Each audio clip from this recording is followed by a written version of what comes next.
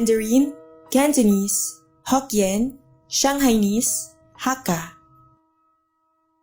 你好，你好，你好，你好，你好，你好，侬好，侬好。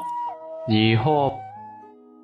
Attraverso questi esempi, che ci mostrano alcune varietà della lingua cinese, possiamo capire il perché questa lingua è da sempre considerata estremamente complessa. Il cinese, infatti, è costituito da tantissime varietà e da una scrittura non alfabetica. Lingua nativa di circa 1 miliardo di persone distribuite in tutto il mondo, il cinese comprende un gran numero di dialetti, reciprocamente inintelligibili. I dialetti sono delle varianti geografiche della lingua. Quando oggi parliamo di dialetto intendiamo solitamente una forma alternativa alla lingua, una qualunque varietà che in un certo senso una forma secondaria della lingua standard, o anche una variante della lingua il cui uso è limitato a qualche parte di una popolazione.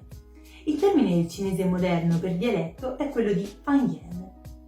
I dialetti cinesi si diramano dalla stessa radice e si sono evoluti indipendentemente lungo diverse direzioni.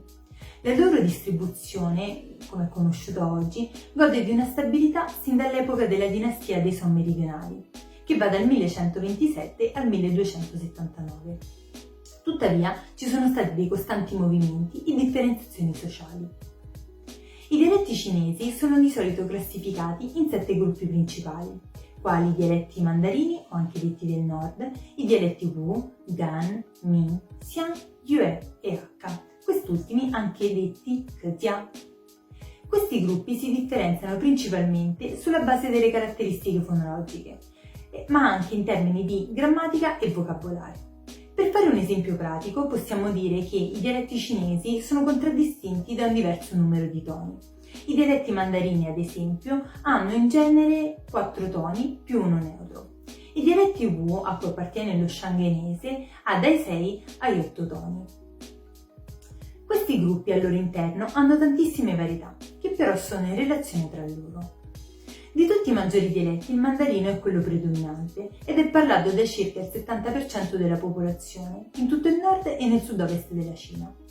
Quando i parlanti nativi di mandarino, infatti, migravano in gran numero in altri posti, spesso il loro dialetto sostituiva quello indigeno o la lingua locale dominante.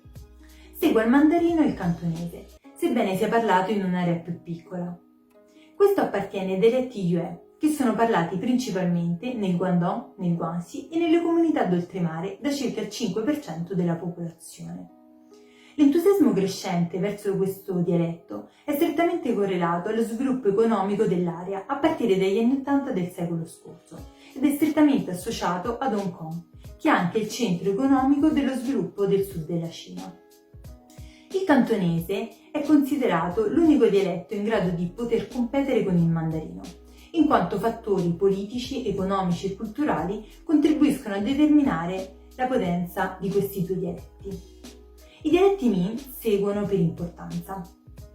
Questo gruppo dialettale, dall'inizio dell'epoca della dinastia dei Song meridionali fino agli inizi del XX secolo, si è rafforzato e ha espanso la sua base, divenendo il gruppo dialettale tipico di Hainan e Taiwan. Questi dialetti sono principalmente parlati nel Fujian e nelle aree costali meridionali, da circa il 4% della popolazione. Gli altri 4 gruppi dialettali, ossia Wu, Gan, Xiang e Hakka, sono considerati dialetti più deboli. Le aree dove vengono parlati sono diminuite e in alcune zone sono in via di estinzione. I dibattiti sulla lingua cinese nel corso della storia non sono stati pochi e i punti su cui gli intellettuali si sono confrontati sono stati numerosi. Tra questi vi è stata la questione della creazione di una lingua comune, una lingua che potesse aiutare un paese come la Cina a raggiungere l'unità, tale da renderlo un forte stato moderno e da permettere una comunicazione su scala nazionale, eliminando l'analfabetismo di quelle popolazioni rurali i cui dialetti erano l'unico mezzo attraverso cui esprimersi. Bisognava creare un'identità nazionale. Per alcuni intellettuali ad ostacolarla erano proprio i dialetti, che quindi dovevano essere eliminati e sostituiti da una lingua comune.